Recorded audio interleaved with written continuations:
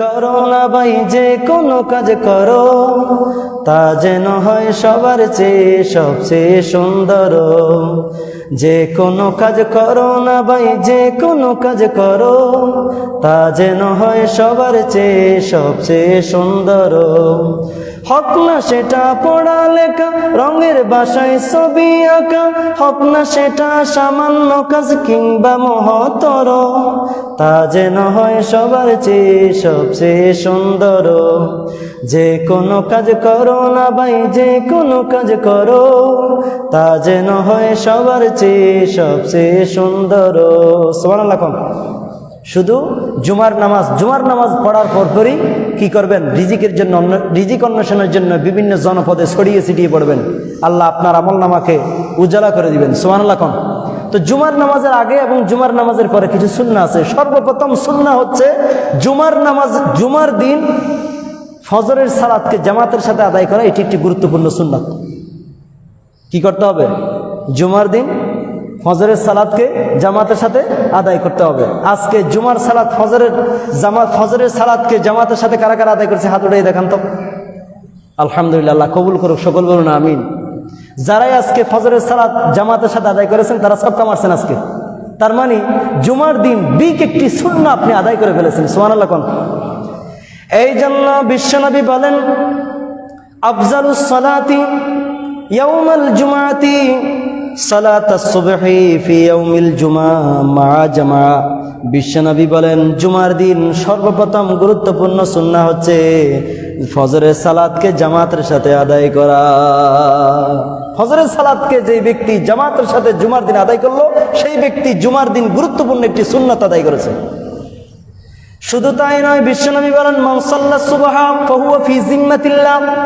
যেই ব্যক্তি ফজরের সালাত জামাতের সাথে আদায় করলো, ওই ব্যক্তি সূর্য উদয় থেকে শুরু করে সূর্য অস্তমিত পর্যন্ত রব্বুল আলামিনের জিম্মায় চলে যাবে।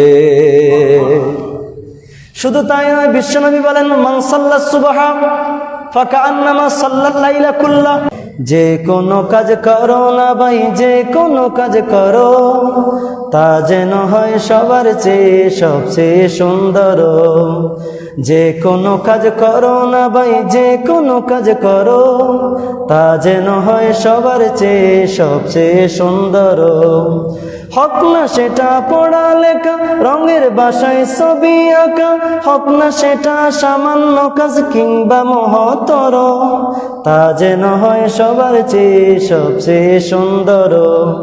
যে কোনো কাজ করো না ভাই, যে কোনো কাজ করো তা যেন হয় সবার চেয়ে সবচেয়ে সুন্দর। সুবহানাল্লাহ। শুধু জুমার নামাজ পড়ার পরপরই কি করবেন? রিজিকের জন্য, রিজিক অন্বেষণের জন্য বিভিন্ন জনপদে ছড়িয়ে ছিটিয়ে পড়বেন। আল্লাহ আপনার আমল নামাকে উজালা করে দিবেন। সুবহানাল্লাহ। তো জুমার নামাজের আগে এবং জুমার নামাজের পরে কিছু সুন্নাহ আছে। সর্বপ্রথম সুন্নাহ হচ্ছে জুমার দিন ফজরের সালাতকে জামাতের সাথে আদায় করা। এটি একটি গুরুত্বপূর্ণ সুন্নাত। কি করতে হবে? জুমার দিন ফজরের সালাতকে জামাতের সাথে আদায় করতে হবে। আজকে জুমার সালাত ফজরের সালাতকে জামাতের সাথে কারা কারা আদায় করছে? হাত উঠিয়ে দেখান তো। আলহামদুলিল্লাহ, আল্লাহ কবুল করুক, সকল বলুন আমিন। যারাই আজকে ফজরের সালাত জামাতের সাথে আদায় করেছেন তারা সব কামারছেন আজকে। তার মানে জুমার দিন বিগ একটি সুন্নাহ আপনি আদায় করে ফেলেছেন। সুবহানাল্লাহ। এই জন্য বিশ্বনবী বলেন, আফজালুস সালাতি ইয়াউমাল জুমআতি সালাতাস সুবহি ফি ইয়াউমিল জুমআ মা জামা। বিশ্বনবী বলেন, জুমার দিন সর্বপ্রথম গুরুত্বপূর্ণ সুন্নাহ হচ্ছে ফজরের সালাতকে জামাতের সাথে আদায় করা। ফজরের সালাতকে যে ব্যক্তি জামাতের সাথে জুমার দিন আদায় করলো, সেই ব্যক্তি জুমার দিন গুরুত্বপূর্ণ একটি সুন্নাত আদায় করেছে। শুধু তাই নয়, বিশ্বনবী বলেন, মান সাল্লা সুবহা ফাহুয়া ফি জিম্মাতিল্লাহ।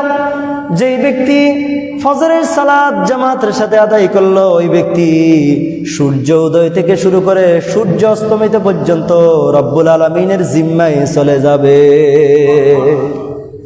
শুধু তাই নয়, বিশ্বনবী বলেন, মান সাল্লা সুবহা ফাকান্নামা সাল্লাল লাইলা কুল্লাহ। বিশ্বনবী বলেন, যে ব্যক্তি ফজরের